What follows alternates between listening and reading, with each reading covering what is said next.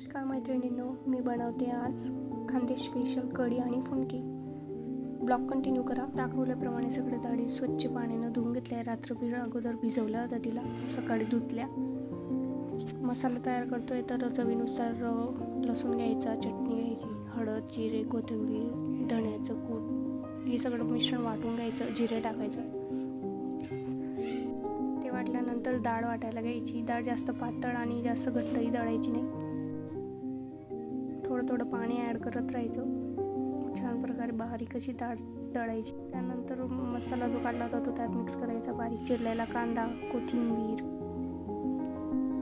बारीक कापलेली कोथिंबीर ही त्यात टाकायची. छान मिक्स करायचं. त्यानंतर तो मसाला मिक्स करायचा. त्यात पाणी ठेवलं एका साईडला, गरम होतंय. ज्या गांडीत ठेवायचं त्या गांडीला तेल लावायचं. तेल लावून ठेवायचं. त्यानंतर मीठ आणि सोडा हा थोड्यानंतर टाकायचं, ते पाणी सुटतं म्हणून. ऐन वेळेला ते टाकल्यानंतर पाणी छान गरम झालं. त्याच्यावर मी गांडी ठेवली आणि छोटे छोटे फुनके हाताने गोल करत ठेवत गेली. ते चांगलं 10 ते 15 मिनिटपर्यंत वाफू द्यायचं. मग फुनके रेडी. तोपर्यंत कढीचा मसाला तयार करतोय. कढीसाठी हे ताक घेतलेलं होतं. मिरची, धणे, जिरे आणि लसूण छान प्रकारे बारीक वाटून घेतलं आहे. त्यात मी कोथिंबीर पण ॲड केली होती. आमच्या घरात छानशी ताजी कोथिंबीर होती. नंतर थोडे शेंगदाणे भाजून घेतले होते, त्याला मिक्सर जारमध्ये बारीक वाटून घेतले.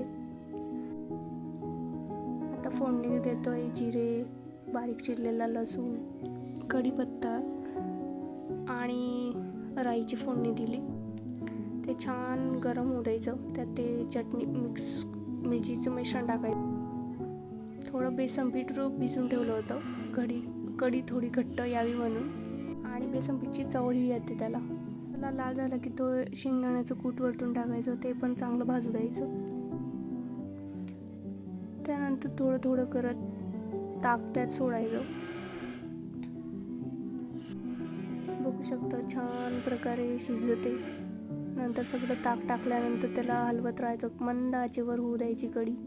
बेसन पीठ टाकलं,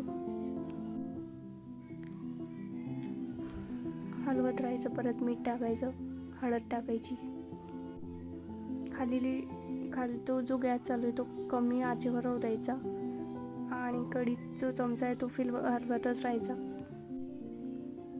बघू शकता किती छान प्रकारे कढी आणि फुनके रेडी झाले. कढीला अशी 2-3 वेळेस वरती येऊ द्यायचं. बघू शकता किती छान आपले फुनके बनून रेडी झाले. फुनके आणि कढी खायची मजा खूप वेगळी असते. हे फक्त खानदेशात होतं. रेसिपी कशी झाली हे नक्की मला कमेंटमध्ये कळवा. थँक्यू. व्हिडिओ आवडल्यास नक्की लाईक आणि सबस्क्राईब करा. थँक्यू.